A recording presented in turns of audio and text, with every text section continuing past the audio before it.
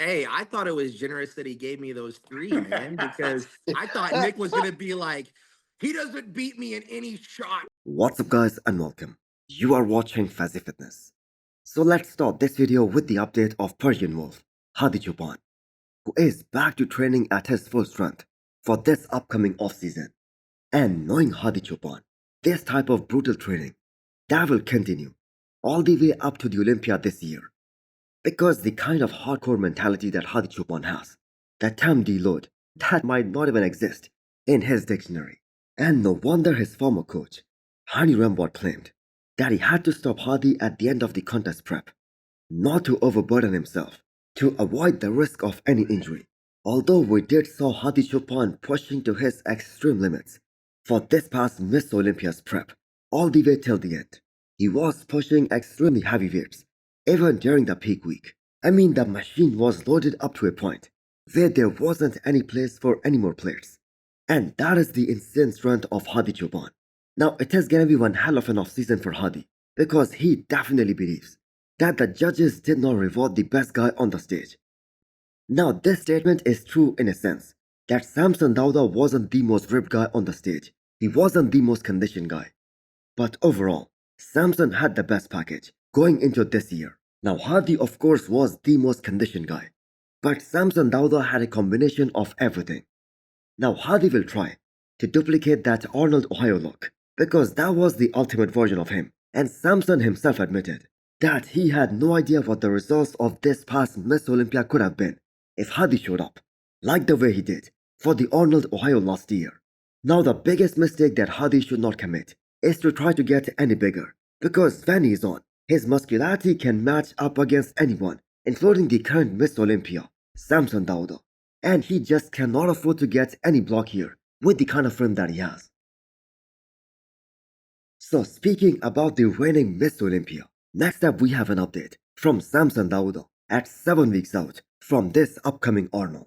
So the weeks are going by pretty damn fast, and if Samson is able to gain actual muscle during this prep, that would be absolutely insane, because he hardly had any off-season time after the Olympia last year, as he made the announcement of doing the Arnold way before ever he did France Pro, which was a couple of weeks before the Olympia last year.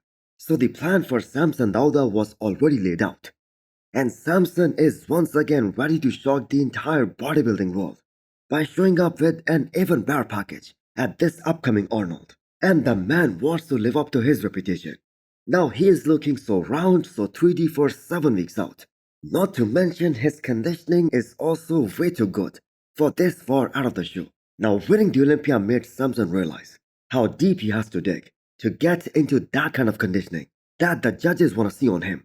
So the struggle of surviving on very low carbs with very high volume of training, that will begin very soon. To improve steadily, not just in the off season, but even in a short break and in prep, be able to put new muscle on, new tissue on, to get harder, to get more dense, and to refine our physique.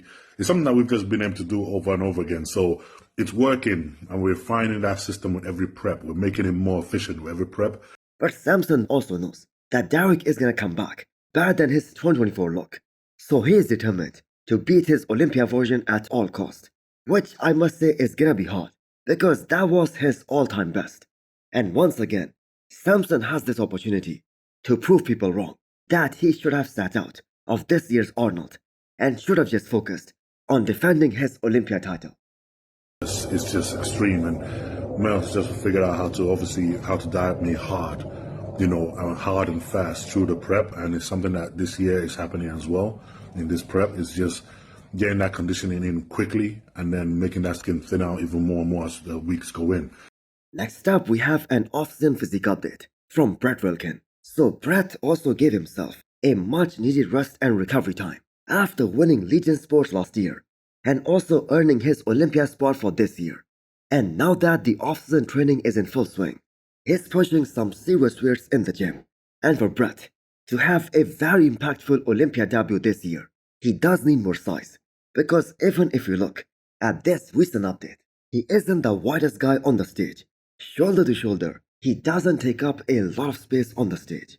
He doesn't have the biggest sweep in the men's open class.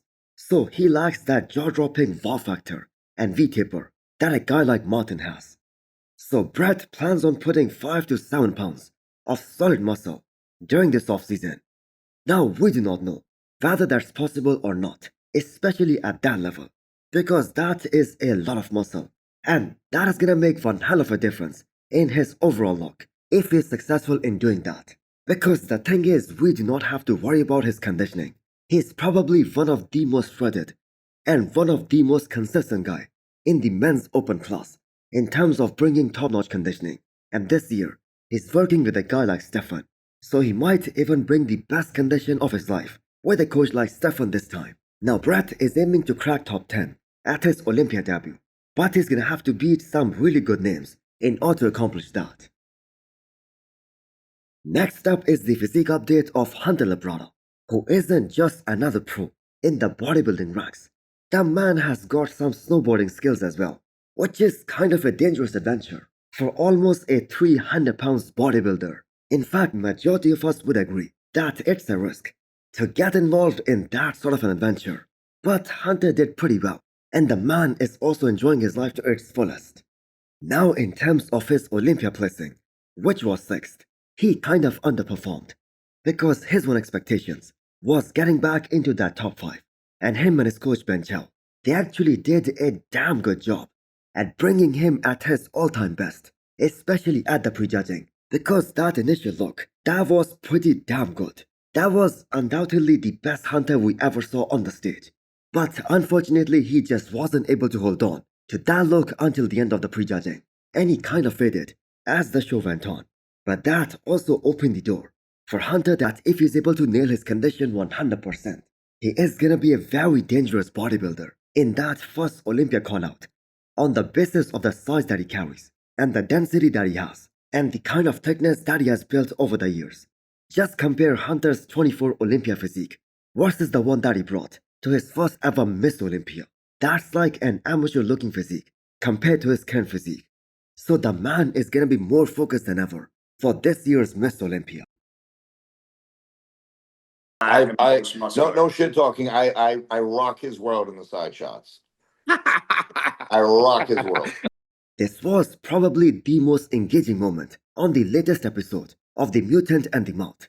The Derek Linsford and his coach Chris Aceto, they appeared together for the very first time after these guys started working together. Now that's bold talk from Nick Walker that he believes that his best is gonna be Derek in 5 out of a total of mandatory poses. And truly this is what a top Olympian who has an Arnold title as well as top 3 Olympia placings, he is supposed to be this confident, because if he himself doesn't believe that he can perform like that at the highest level, then why would anyone else? I love it, bro. I love it. I love it. I love it. Most muscular, most muscular is not even a competition. Most muscular I give you. I think you both are very impressive from the side. Although both Nick and Derek have competed against each other just once at the Olympia back in 2022, and Derek did beat him fair and square at that show. The most important thing that we analyzed from all these imaginary comparisons is that both these guys, they just weren't at their all-time best last year as a whole, because the New York Pro version of Nick Walker, that wasn't also his best, and Derek might be able to beat Nick in the side shots, which are Nick's strongest. Hopefully we are gonna see both these guys finally at the Olympia this year, or who knows, we might see both these guys compete against each other at this upcoming Pittsburgh Pro. Hey, I thought it was generous that he gave me those 3, man, because I thought Nick was gonna be like, he doesn't beat me in any shot, bro. No, listen, What are you talking well, about? I'm gonna be realistic here. You know what I mean? Because I'm asking Derek, because then I'm gonna ask Chris. And for Nick Walker to turn all this into reality, that he can beat Derek, let's start with the Pittsburgh Pro and beat Martin Fitzwater first, who placed just behind Derek at the Olympia last year. Now that will set things straight for Nick Walker, because as of right now, less and less people believe that Nick Walker can be a top Olympian once again, especially after how these last 2 years went by. So hit the thumbs up button if you liked the video, and smash the subscribe button if you wanna come back for more. Thanks for watching.